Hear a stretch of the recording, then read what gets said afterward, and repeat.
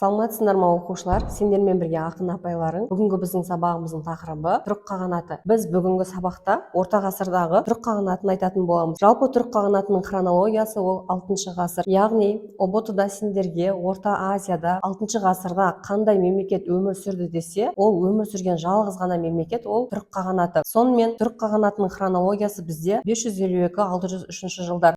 Түрік қағанатының негізін салушы ол Бумын қаған. Жалпы түрік қағанатының тарихын айтқан кезде біз жужандарды да түріктермен бірге қатар айтатын боламыз. ұбт-да негізінен түрік қағанатына қатысты көптеген сұрақтар келеді. Әрине оның барлығы осы кітап баспасымен, яғни сендердің мектепте оқыған кітаптарыңда берілген оқулықтағы мәліметтерден келеді. Сондықтан сендерге әр осы кітаптағы мәліметтерді сұрақ жауап ретінде тердім оқушылар. Сонымен біздегі осы ұбт-да келетін бірінші сұрақ: Қытай деректері бойынша алғашында Қытай шекарасының батысында Алтай тауларының етегінде бүгінгі Семей өңірінде өмір сүрген тайпа десе, сендер түркілер деп белгілейсіңдер. Жалпы түркілердің арғы ата-бабалары ол ғұндар, яғни ғұндардың бір тармағы, ғұндардың мирасқорлары осы түріктер болып саналады. Алтай тауларында бүгінгі біздің мынау Семей, Павлодар өңірлерінде жалпы түріктер өмір сүрген. Енді біздегі келесі сұрақ: қағанат деген сөз қандай мағынаны береді? Яғни қағанат деген сөз мемлекет деген мағынаны береді екен. Үлкен алып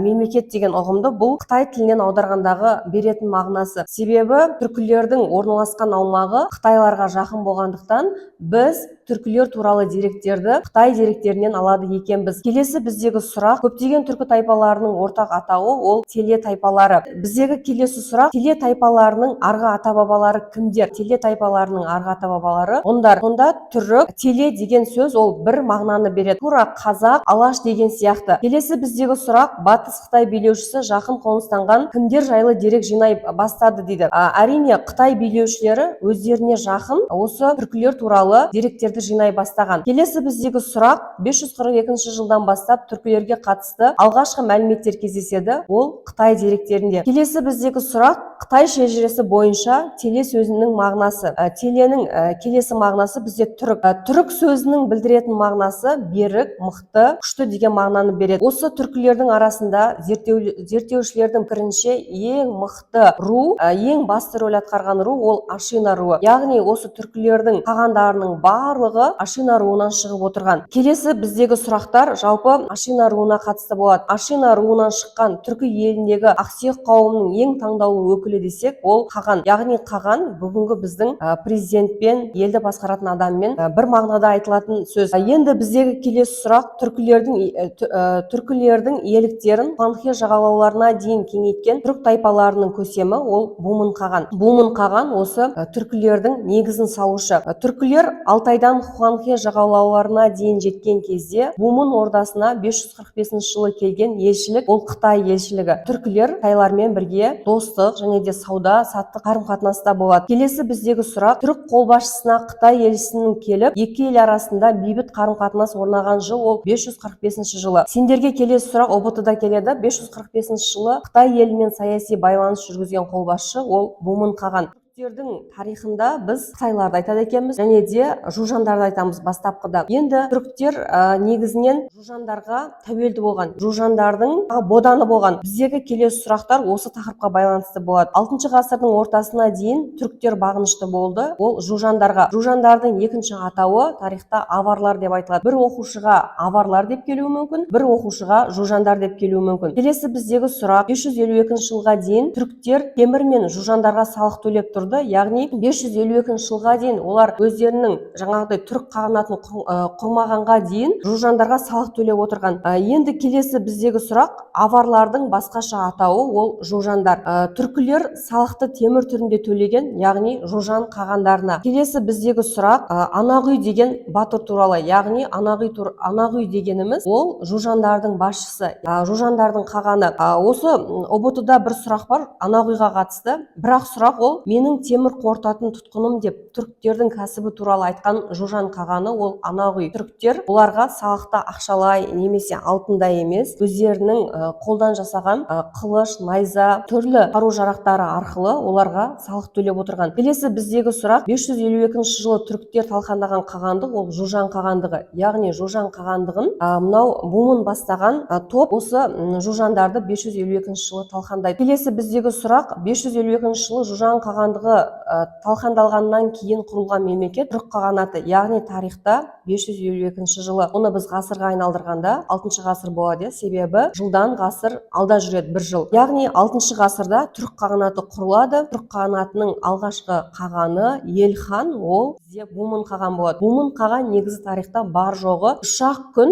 елді басқарады. Одан кейін оның балдары, інілері елді ары қарай басқарған. Келесі біздегі сұрақ 6 ғасырда орталық Азияда құрылған ел ол түрік қағанаты. Келесі сұрақ біздің жерімізде ерте орта ғасырда ірге тіккен алғашқы феодалдық мемлекеттердің бірі ол түрік қағанаты. Келесі сұрақ 552 жылы Бумынның алған атағы ол ел хан, яғни елдің ханы деген мағынаны береді. 552 жылы Бумын қағанның елхан атағын алуға әсер еткен оқиға ол әрине мынау Жужан қағандығын талқандауы.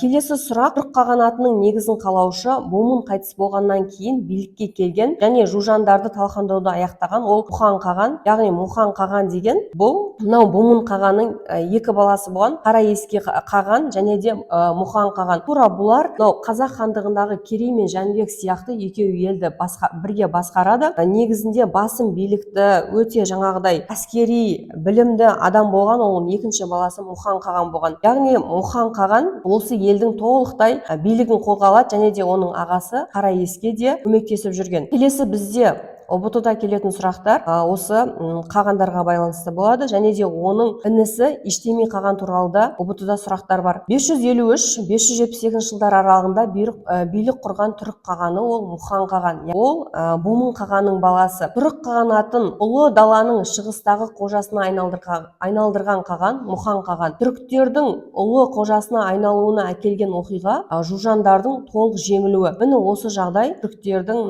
тарих сахнасындағы беделін жоғары өсуіне үлкен септігін тигізген. Келесі біздегі сұрақ ұлы далаға жататын кең байтақ аумақ ол Алтайдан Қара теңізге дейін. Яғни осы Алтайдан Қара теңізге дейінгі аралық үлкен аумақты бұл түріктер осы кезеңде басқарған. Келесі біздегі сұрақ Қытай билеушілері түрік қағанатына жібек матамен салық төлеп отырды, яғни Мұхан қаған кезінде. Қытайлар да осы кезде түріктерге бағынышты болған. Олар өздерінің салық түрлерін бағалы жібек маталарымен төлеп отырған екен. Келесі біздегі сұрақ Қытай жылнамаларындағы деректер бойынша шекара ұлы қорған сыртындағы барлық иеліктердің зәресін ұшырды делінген қаған ол Мұхан қаған. Қытайлар осы Мұхан қағаннан өте қатты аяқ тартқан екен. Келесі біздегі сұрақ ол Иштеми қағанға, яғни Иштеми немесе Истеми деп айтылады. Бұл қаған Бумын қағанның інісі болады. Қазіргі Қазақстан орталық Азия аумағын бағындырып Еділ мен солтүстік Кавказға шыққан түрік қағаны Иштеми, яғни Истеми қаған. Ол Истеми қаған осы түрік қағанатының кезінде түрік қағанатының батыс бөлігін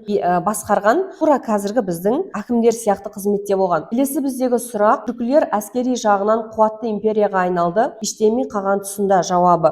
Біздегі келесі сұрақ түрік қағанаты нығайған кезінде 6 ғасырдың 70 жылдары алып жатқан жерлер ол Манчжуриядан Босфорға дейін, яғни осы аумаққа дейін кең байтақ аумақты алып жатқан ол біздің бабаларымыз ол түрік қағанаты. Келесі біздегі сұрақ 6 ғасырдың 60 жылдары түрік қағанаты өзара қарым-қатынас жасаған сол кездегі мемлекеттер Византия, Иран, Қытай. Оқушылар, Византия дегеніміз ол бүгінгі мынау сол кездегі Шығыс Рим империясы, ал Византияның орналасқан аумағы ол бүгінгі Стамбул. Византияның жаңағы Византия елмен, Иранмен, Қытаймен сауда саттық және де сөздер жүргізіп отырған ел ол осы түріктер екен 6 ғасырдың жалпы 60 жылдарында. Сонымен қатар жаңағы түріктер парсы елдермен де парсы дегеніміз бұл ирандар, бұл елдермен де жақсы қарым қатынастан болған. Келесі біздегі сұрақ, түрік қағанаты мен парсы елі одақтасып талқандаған оңтүстік Қазақстан мен орталық Азиядағы қуатты мемлекет ол нефталиттер мемлекеті. Келесі сұрақ, Орта Азияны жаулап алғаннан кейін Қытайдан жерорта теңізі елдеріне баратын Ұлы жібек жолының едәуір бөлігіне ие болған бұл түркілер. Нефталиттер дегеніміз оқушылар, бұлар ақ ғұндар. Мысалы,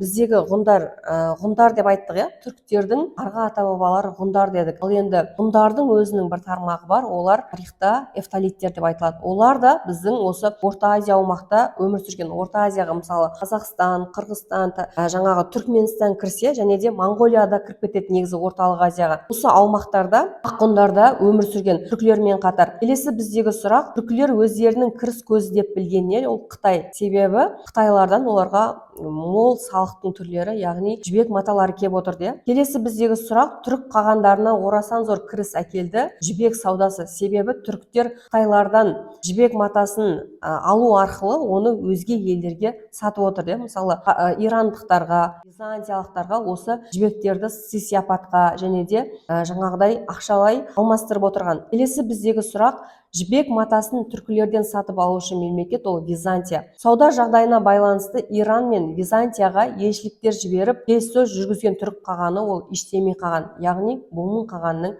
інісі. Келесі біздегі сұрақ, түрік қағаны Иштеми бірнеше елшіліктер жіберіп, келіссөздер жүргізген елдер Иран мен Византия. Бір оқушыдан бір ғана елді сұрауы мүмкін, оған сендер Иран деп жауап берулері мүмкін. Бір оқушыдан жаңағыдай келіссөздер жүргізген елдер десе, сендер Иран, Византия, парсы деп барлығын қосып белгілейтін боласыңдар ұбт-да. Келесі біздегі сұрақ, 568 жылы Византияға түрік қағанатының елшілігін басқарып барды, яғни ол елшіліктің басшысы Манях болған. 568 жылы парсыларға қарсы әскери сауда келісімін жасаған мемлекеттер түрік қағанаты мен Византия. Келесі біздегі сұрақ, Ұлы жібек жолындағы саудаға байланысты Иранға қарсы одақ құрған елдер ол түрік қағанаты мен Византия.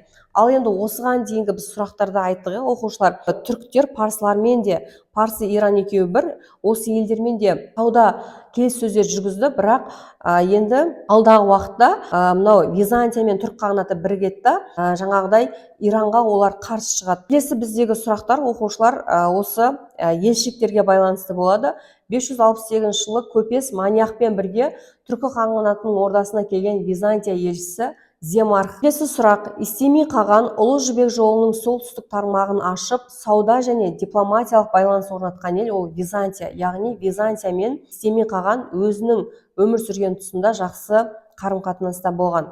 Келесі біздегі сұрақ, 6 ғасырдың екінші жартысында түрік қағанаты саяси жағынан ықпалын жүргізген мемлекеттер Қытай, Иран, Византия. Бізде тарихта оқушылар негізінен өзінің атынан теңге шығарған тұлғалар бар, және де бір елдің бар екендігін білдіретін теңгелер де болған. Сондай бағалы теңгелер бұл византиялық теңгелер болған. Яғни византиялық теңгелер біздің Отырар қаласында археологиялық жаңағыдай қазулар барысында византиялық теңгелер табылған. Бұл деректер осы Византия елімен түріктердің арасында қарым-қатынас болғандығын дәріптейді. Енді біздегі келесі сұрақ, түркілер мен Византия арасында тұрақты сауда және дипломатиялық байланыстар орнағандығын растайтын 6 ғасырдағы деректер ол византиялық деректер. Келесі біздегі сұрақ, 6 ғасырдың 60-90 жылдары іштей қуатты және көршілер үшін қаһарлы болған ел ол түрік қағанаты. Осы кезде түріктердің даңқтары өте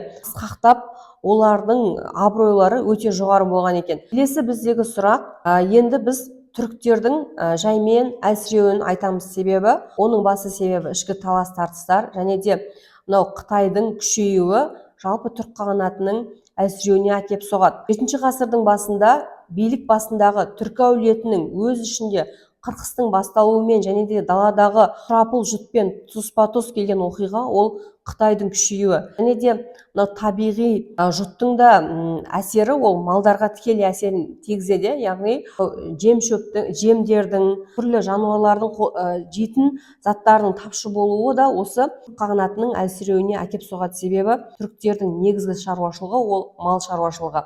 Келесі біздегі сұрақ, түркілердің қарсылығын әскери күшпен жеңе алмағандықтан 603 жылы дипломатиялық жолмен қағанаттың ыдырауына қол жеткізген ел ол Қытай. Сонда қытайлар түркілер сияқты оларда мықты күш болмаған. Жаңадегі түркілердің арасында, әр қағандардың арасында, ханзадалардың арасында үнемі іріткі салу арқылы, бір-бірлеріне шақыстыру арқылы олардың ауызбіршіліктерін ыдырата бастайды. Осының әсерінен де түріктер жаңағыдай тарих сахнасында өздерінің күшті қасиеттерін жоғалта бастайды. Енді біздегі келесі сұрақ, 603 жылы батыс және шығыс болып екіге бөлініп кеткен мемлекет ол түрік қағанаты.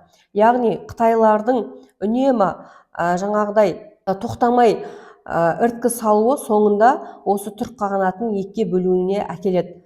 7 ғасырда екіге бөлінген мемлекет ол түрік қағанаты. Келесі сұрақ тура осы сұраққа ұқсайды. 7 ғасырдың басында ұзақ уақытқа созылған тартыстан тұралап ыдыраған ел ол түрік қағанаты. Түрік қағанатының жоғарғы билеушісі, біз қоғамдық құрылыстарын айтайық оқушылар. Түрік қағанатының жоғарғы билеушісі Қаған, түркілердің байырғы қонысы ол Алтай. Алтай таулары біздің шығыс Қазақстан өңірінде берік орналасқан мемлекет осы түрік қағанаты екен. Келесі біздегі сұрақ, түрік қағанатында Қаған мемлекетті басқаруда арқа сүйеді тайпаның ақсүйек қауымдарына, яғни елді ақсүйектермен бірге басқарады. Түрік қағанатында әскери және азаматтық қызметтерді басқарған шенеуніктер аппаратын айтады ябғу және де шаттар. Түрік мемлекетінде ақсүйектер билік тобын құрған үстемтап ол бектер. Келесі біздегі сұрақ, түркі қоғамында соғыста ерлік көрсеткендерге қатардағы жауынгер немесе ақсүйек тобынан болсын берілген атақ ол жаңағыдай ер және де жауынгер деген мағынаны білдірген. Оның соғыстағы ерлігіне берілген атақ. Келесі біздегі сұрақ, түрік мемлекетінде қарапайым халық аталды ол бұдын. Түрік қағанатында дамыды егіншілік пен қолөнер. Оқушылар, біздегі түрік қағанатына қатысты ақпараттар осымен аяқталды. Сау болыңдар.